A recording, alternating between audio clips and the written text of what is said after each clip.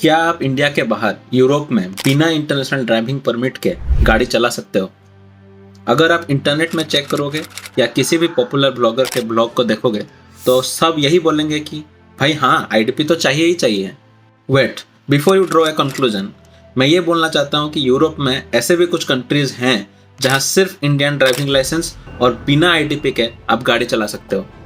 Okay, so I have finally managed to rent a motorcycle that is more than 50cc in Europe, and that too with just an Indian license.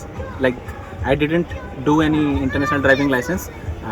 Anyways, the international driving license is kind of a useless document, and all it needs is just translation of the English language document to Spanish, French, and multiple languages.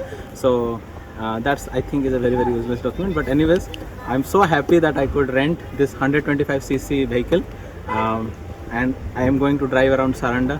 The weather is nice today so far, and it's kind of sunny. So this is like a dream come true, driving in Europe with just a motorbike. That's really great.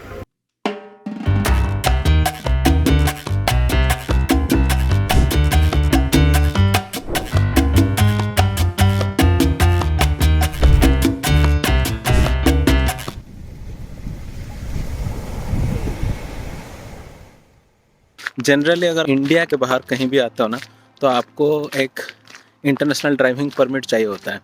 तो ये जो permit है आप किसी online website से भी ले सकते हो। तो उसका कॉस्ट कुछ $40 से $75 तक जा सकता है।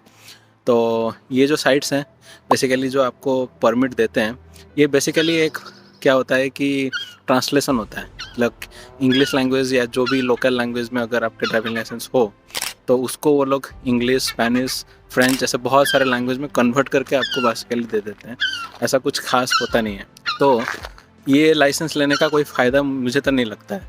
और इंडिया में भी आप अगर है ना इंटरनेशनल ड्राइविंग परमिट ले सकते हो, तो लेकिन उसका जो प्रोसेस है वो काफ़ी लेंथी है।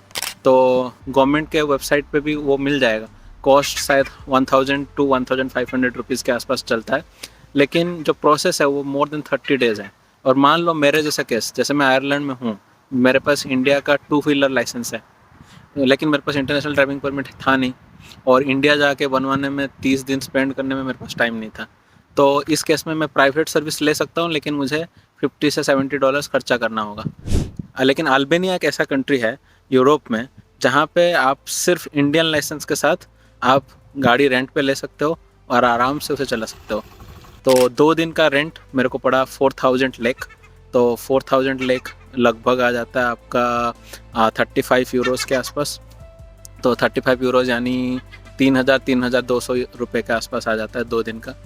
और जो गाड़ी लेने के लिए मुझे जाना पड़ा, तो उसने सिर्फ एक आईडी डिपॉजिट के हिसाब से ले लिया। उसने कोई अलग से डिपॉजिट फ़ी लिया नहीं, एक कॉन्ट्रैक्ट साइन करवाया।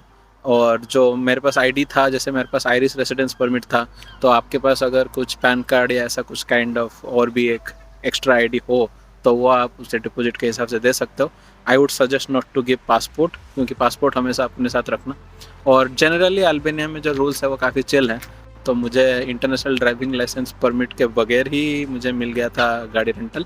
अल्बानिया में पब्लिक ट्रांसपोर्ट इतना अच्छा नहीं है, तो ट्रेन्स भी हार्डली कुछ ही सिटीज़ को कनेक्ट करते हैं, और साउथ ऑफ अल्बानिया में तो ट्रेन्स एकदम है ही नहीं।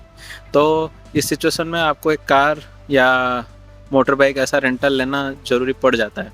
तो मैं मोटर बाइक लेके शामिल बीच पे भी गया था, और शामिल पे मेरी गाड़ी ख़राब हो गई। वो जो रेंटल सर्विस थी उसकी एक अच्छी चीज़ ये भी थी कि वो ना मतलब with in a radius of 50-60 kilometres आपको फ्री में आके सर्विस प्रोवाइड कर जाते हैं। तो मेरे को 30-40 मिनट्स वेट करना पड़ा। वो बंदा आके वहाँ पे शामिल बीच पे मेरा मतलब गाड़ी थोड़ा बैटरी का इश्यूज़ था, वो भी ठीक कर दिया।